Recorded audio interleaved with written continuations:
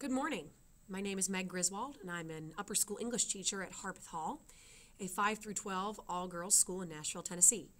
This video is going to talk to you a little bit about how to punctuate dialogue in creative writing, fiction, could be creative nonfiction, but punctuating dialogue in prose. Alrighty, so let's take a look first at our 3 options for punctuating dialogue. The first one is to put the tag last. And the tag, think of it like tag on a piece of clothing or a tag on an item to say who it belongs to. It's telling you who spoke. So let's use a very simple sentence, pass me the marker. She said. Okay, I want to point out a few things important about this. The first letter is capital. Okay, let me just put that in red so we all notice that. Next, notice there's a comma. The one rule of punctuating dialogue is you need to make sure you have some kind of punctuation before every end quotation mark. Always some kind of punctuation. Because it's not a question, I can't use a question mark. And I'm not imagining that my speaker is shouting or saying pass the marker very excitedly, so a comma is what I choose. Now, I want you to notice that despite this P being capitalized, it's the first thing this person is saying, the she is not, because it is, in some ways, think of it as a continuation of this same sentence. It is not a new sentence. She said. Make that red too. Okay? So there is how it looks when you have the tag last. The tag is this portion right here, she said. Let me add a little mark about that. This is the tag. Okay? Excellent. Now, the next thing we want to look at is tag first. Same sentence. She said, pass me the marker. Okay, I want to stop and point out some important things here. The S in she is capital this time. Why?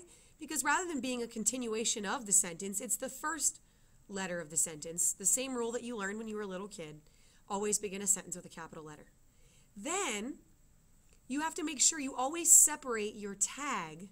If your tag comes first, you need to separate it with a comma from the actual quote. Okay? And then you might be thinking, wait a minute, Ms. Griswold, why is your P capital now? Look, it's in the middle of the sentence. Well, I'll explain that. Even though it's in the middle of the sentence, this is the beginning of my speaker's sentence. Okay? Since it's the beginning of my speaker's sentence, I am capitalizing it. It's her first letter. I know it's not the sentence's first letter, but it's her first letter, so it gets to be capitalized. I also want to point out that the period goes inside the quotation marks. A common mistake that is made is that the period goes outside the quotation marks. Notice up here, the comma is inside the quotation marks. Here also, the period is inside the quotation marks. Okay? Now, what if you want to put a tag in the middle? That's the third option. I'm going to have to add a little bit to this sentence so that you can see how it works. So I'm going to start my sentence just like I almost did for an option number 1. Pass me the marker, comma, quotation mark. She said, comma, quotation mark, or I will scream. Okay, I want to point out a few things I just did here. The P in pass is capitalized. It's the first word of her sentence, my speaker's sentence. There's a comma before the quotation marks. The rule is you cannot use end quotation marks in dialogue in fiction without first having some kind of punctuation. Then notice that my she said is lowercase because it's continuing, it's connected to the previous sentence. It's not a new sentence. Then looky here, I have another comma. Well, that follows the same rule that before, if you have a tag and then dialogue continuing, you need to precede that dialogue with a comma. And then lastly, wait a minute, the O isn't capitalized. I thought you just said you have to capitalize the first letter. Aha. Well, this is one sentence my speaker is saying. I'll read it. Pass me the marker or I will scream.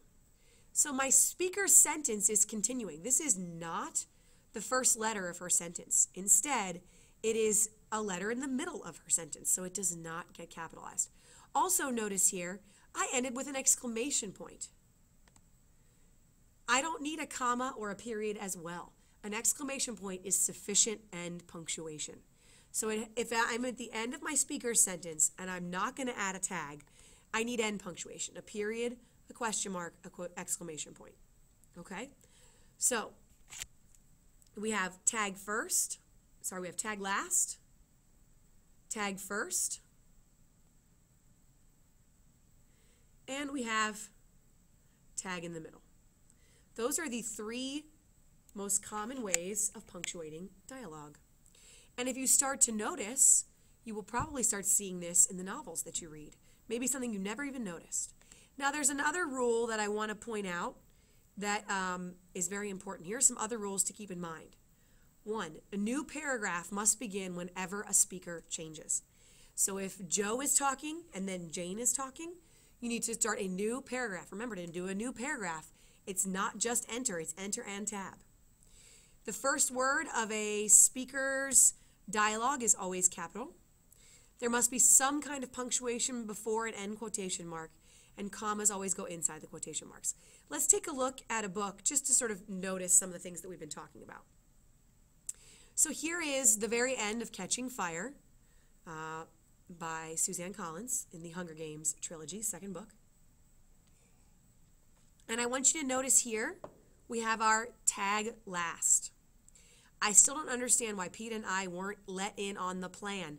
Notice here, comma, quotation mark, I say, period. Let's look at the next one. Because once the force field blew, you'd be the first ones they'd try to capture, and the less you knew, the better. Comma, says Hamish. Notice the says is lowercase, even though it's at the end of the sentence. Notice the comma before the quotation marks. Now let me show you how it looks if you have a question. The first one's question mark, why, question mark. Notice it's not question mark and comma or question mark and period. I say, trying to hang on to the train of thought. Alrighty, so then we have says Finnick, I say. Notice, see this big empty white space? That is the indent for a new paragraph. That means a new person is talking. So we have Katniss, Hamish. Katniss, Finnick. Katniss, Hamish. Notice every time a new person talks, it is a brand new paragraph. Very important. Okay? Very important.